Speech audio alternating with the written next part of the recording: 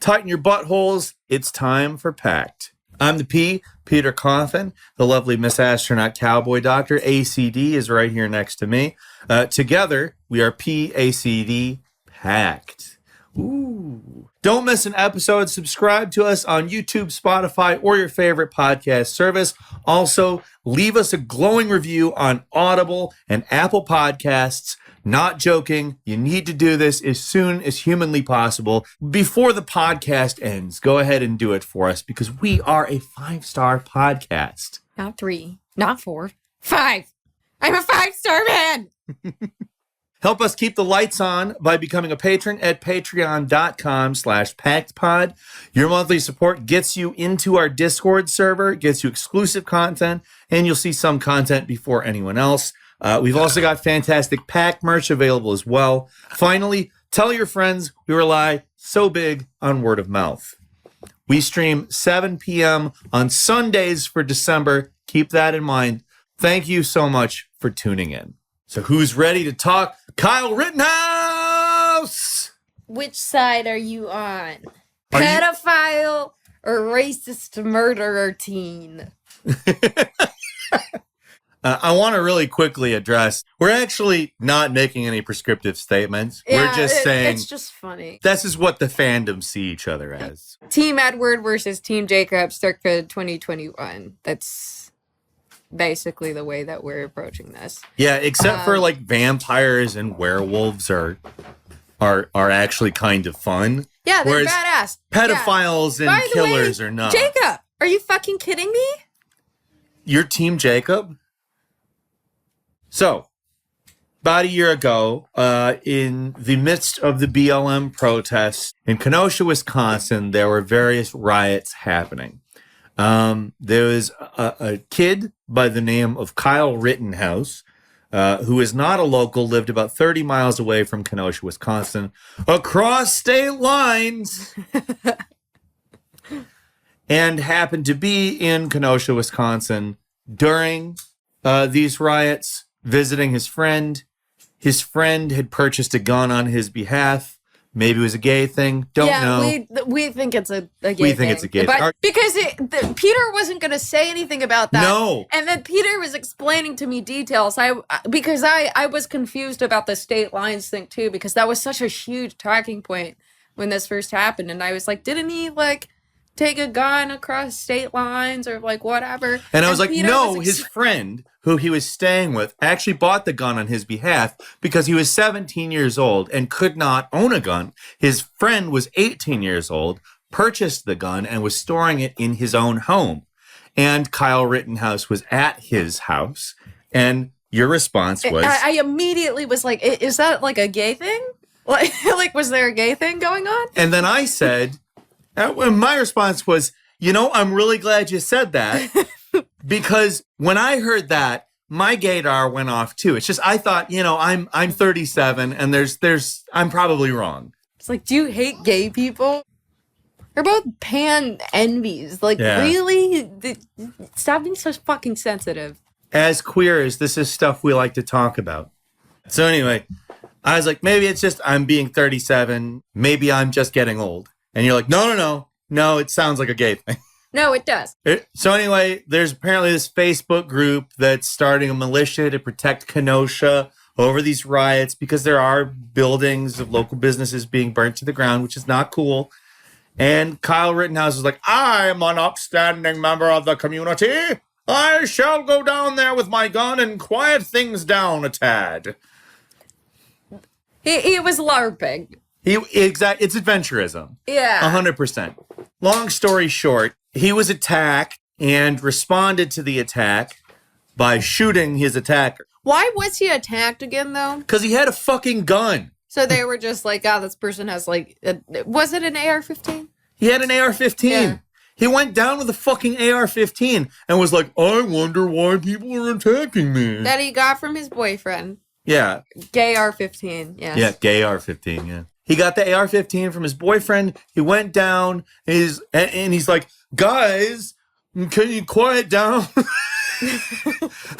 Look, everybody, can you just quiet down? This is a crazy riot. He was pointing it at people, too. Guys, quiet down here. There's too much rioting. And then they attacked him and he shot him. Yeah, hey, let me go around brandish an AR-15 in a large group of people I wholly disagree with a gun and think, what could possibly go? And so he was attacked. He shot and killed. Shot 3, killed 2. Sucks. And the second that he did it, he was like, fuck, this is going to make it so much harder to marry my best friend. This is going to complicate my life. Enough. Long story short, shot a pedophile and a couple other guys. Killed the pedophile and another person. Pedophile. The pedophile thing is not relevant to the fact that he killed 2 people. Pedophile was charged in Arizona. Don't know why he was free. Don't know why he was up in Wisconsin. Don't care. Supported Black Lives Matter big time, though, apparently. Which, according to Mark Ruffalo. And the ultimate result of this, which was a few days ago, he was not guilty of any charges. They exonerated him. Yeah. And what it is you guys you're so invested in this trial. Why are you invested in this individual trial? This trial was a media spectacle. It was an intentional means of using justice to create culture war in which people picked a side and hated the other side. There's nobody that's purely good or purely bad. So you had to ignore aspects of your side, which made your side vulnerable to the other side. It's intended to divide up the working class and have them argue with each other. I don't give a shit about this trial. I haven't given a shit about this trial the entire time. Somebody said to me on social media as I was saying, I don't care about this trial. It doesn't matter to me at all. They said, you know what? It's going to signal to other right-wing people that they can do mass shootings, that they can do their own killings. This is not the psychology of the mass shooting. Okay. There is the phenomenon of like the copycat killer and like whatever. I don't think that there's very strong empirical literature to support that. And of course, the confirmation bias and in the way that the media coverage is dictated, that further sensationalizes these types of events. The way that the media covers these types of events, it's operating on a confirmatory bias that is inclined to make it look like these events emerge from one another. Because it's like, oh my God, this happened, and then that instigated this happening. And it's this confirmatory bias where we could connect all of these events and make a fuck ton of money. When you're planning a murder, the thing that determines whether or not you're going to do the murder isn't like, do you think that the government's going to approve of this murder? Like, no murderer does that. So there's this fun thing about the criminal justice system. I don't care how the criminal justice system in the United States handles anything. Yeah. It reinforces class contradictions. That is what the criminal justice system does. Well, because it's part of the state. And what is the state? We'll get to that. But you'll find it doesn't work to create justice, or at least what you might think justice is. We're talking about criminal justice as entertainment. That's exactly what the key is. Which, who actually benefits from this national culture war media spectacle of a trial? Who actually benefits? Is it the right? No. Is it the left? No. Well, it's the ruling class members of both of those things. Correct. That's exactly what it is. It is neither wing of the working class or subscribers of the working class to both of those liberal ideologies.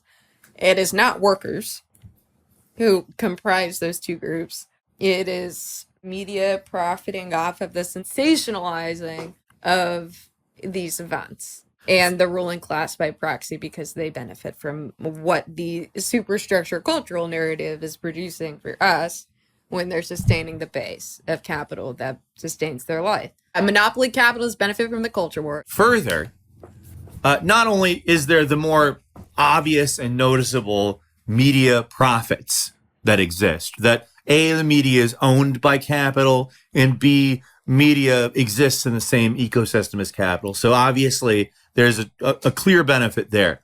But further, if ideology is present on both sides of the political divide within capitalism, the right and the left, there are a number of secondary ways that money can be made. There's like criminal justice NPOs, which then set up donation ecosystems. There are politicians who raise money on top of these things, either for themselves or for like a political action committee.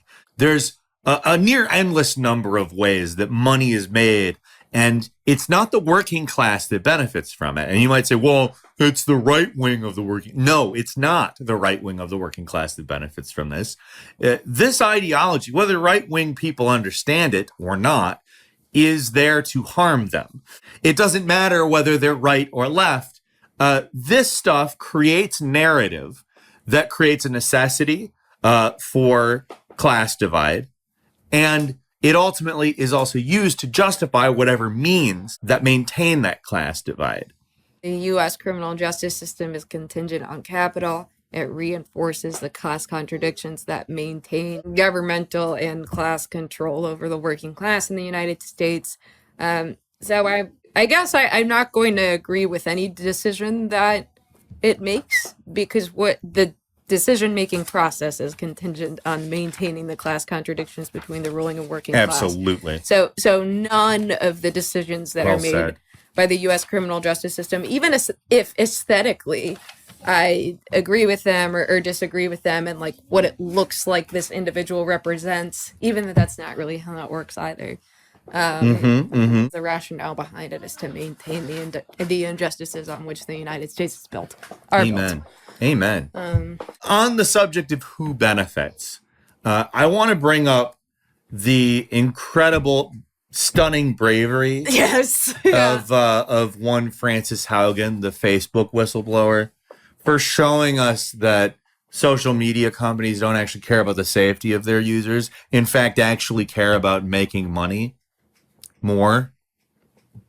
And it showed us. I am so sorry if we didn't content warning that and weren't make sure you were sitting down if you didn't hear our episode before that, because holy shit. When Frances Haugen bravely proclaimed this for us, I had to change my entire worldview, because I would not anticipate that Facebook would care more about profits than they do about me. I know, she really dropped a fucking bomb on us. I was blindsided to find out that a large company is primarily concerned with profit. One of the really great developments that we learned from Frances Haugen is that Facebook, and really all social media, runs off these engagement-oriented algorithms that push stuff that the most engagement occurs on to the top so that more people see it, so that more people engage and stay on the site and become more worthwhile to the company. Again, that's not something we knew at all. Yeah. In terms of who benefits, this is a culture war issue.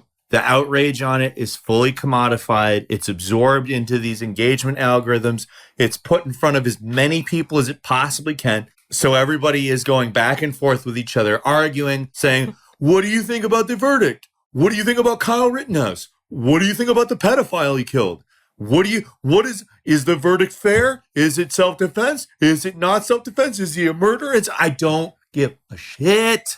Yeah. Does the verdict of this trial pay your rent and your bills? Does it prevent police brutality? No. Does it have any decreasing or increasing effect on the racialized effects of the criminal justice system or the prison industrial complex? No. And you can hem-ha about how much you care about that, which I believe that you do. I'm not going to pretend that I care about this verdict, though, because it doesn't have an effect on those material relationships. It really doesn't.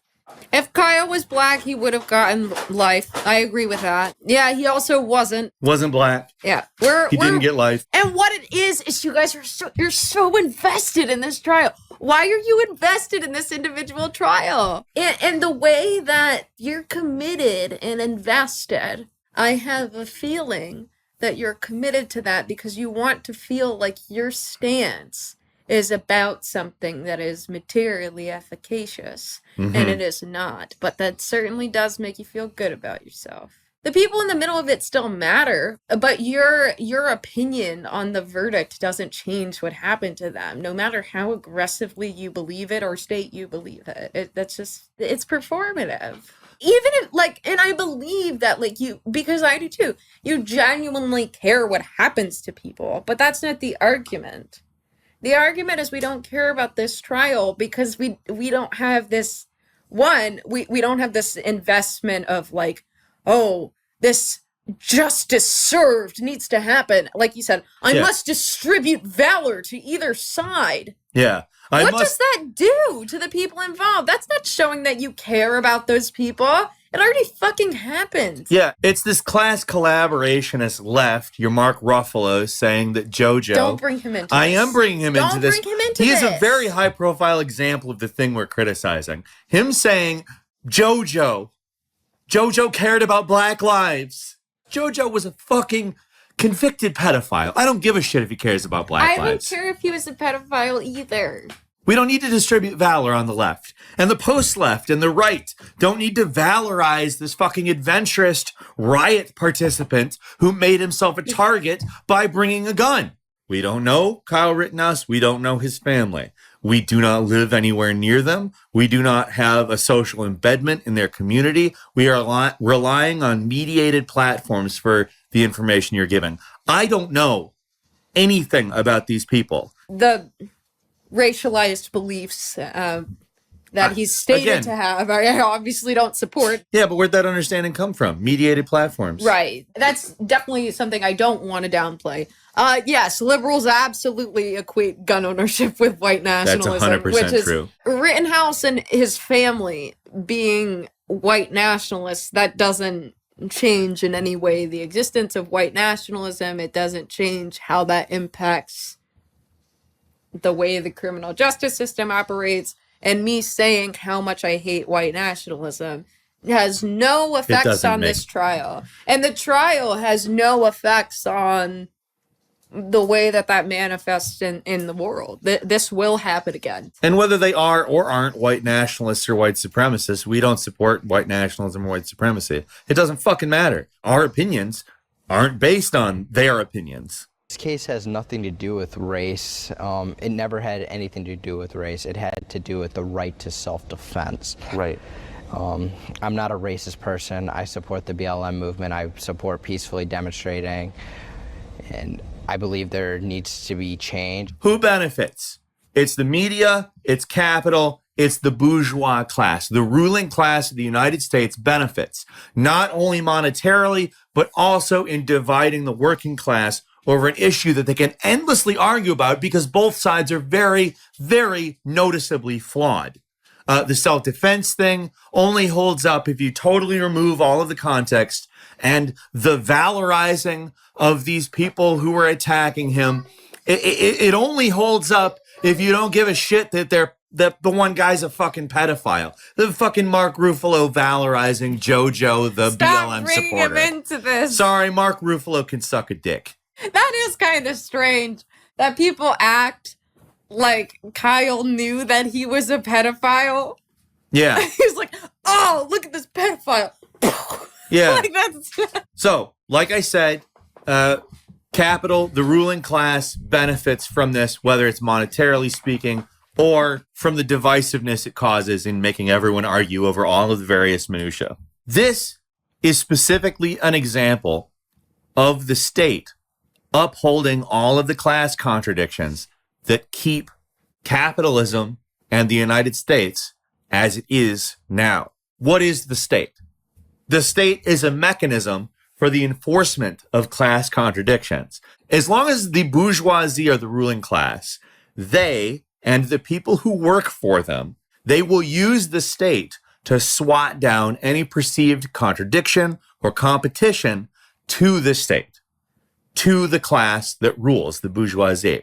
And much as you might not see it this way, this is an ideological means of dividing the working class and upholding that contradiction. This is not new.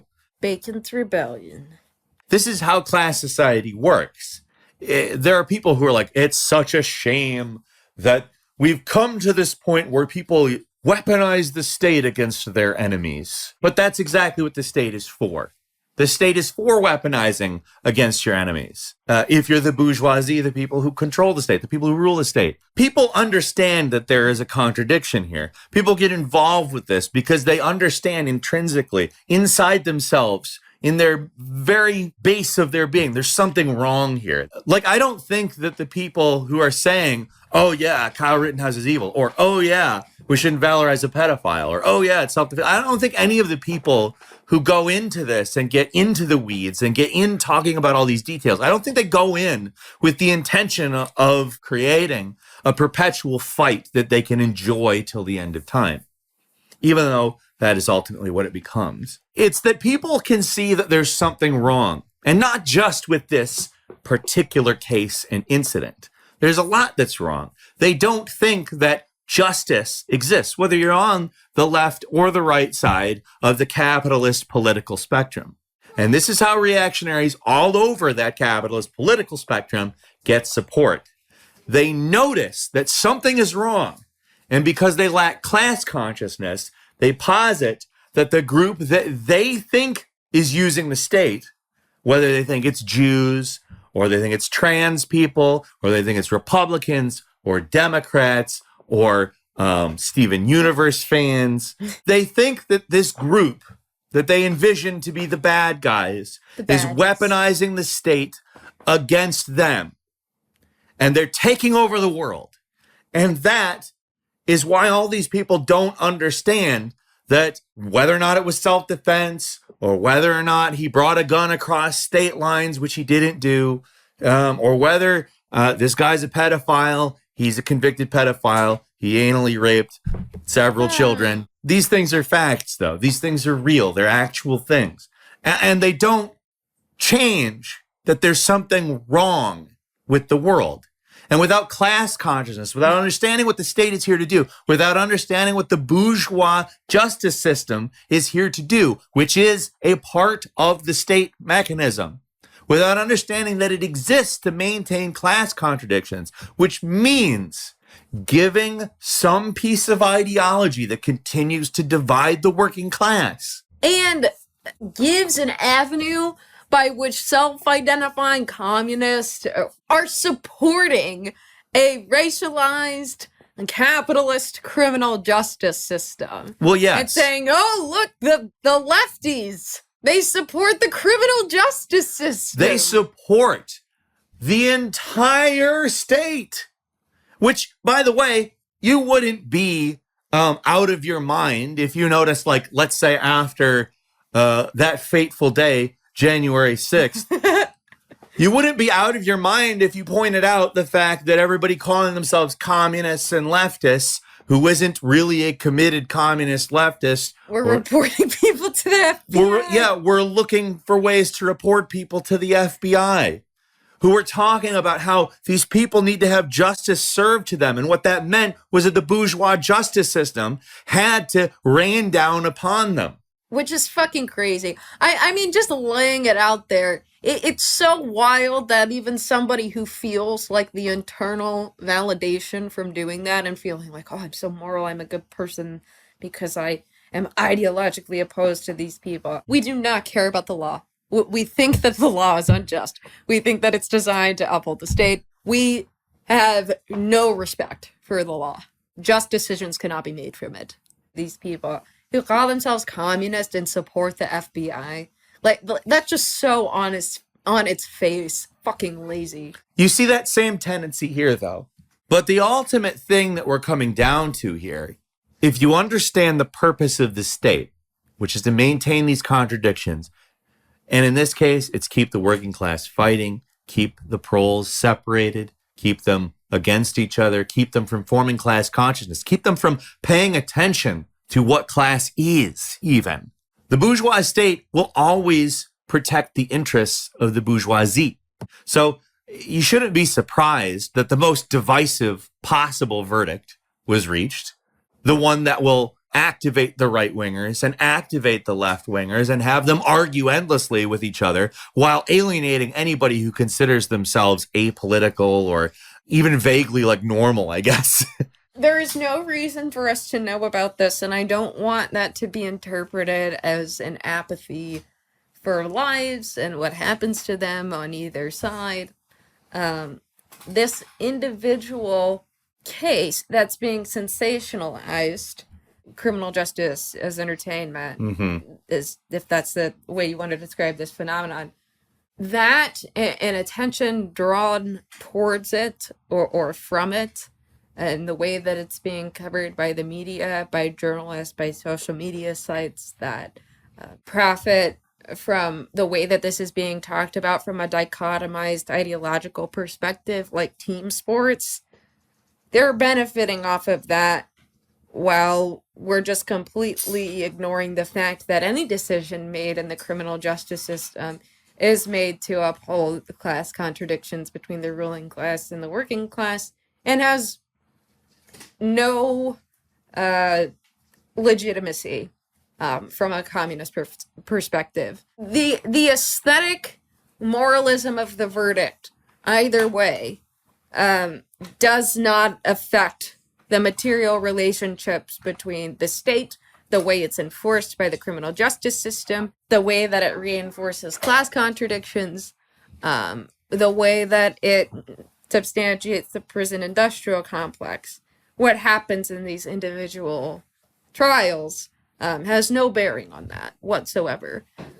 People like to think it does because they feel really good when they feel like they're on the right side, and they can subscribe to this justice as entertainment in a way that they can do nothing and feel like they're doing communism or doing the right thing. If we focus on these trials and this justice as entertainment, this criminal justice as entertainment, we are leading in unproductive directions. The thing that we have to do is stop getting tripped up on these incredibly partisan arguments with tons of little details to prove that you're right or wrong about, that you can cite different news sources that all have capitalist agendas Right. about. Who fucking cares? Yeah. That you can spend all of your time proving that you're the best person out there about.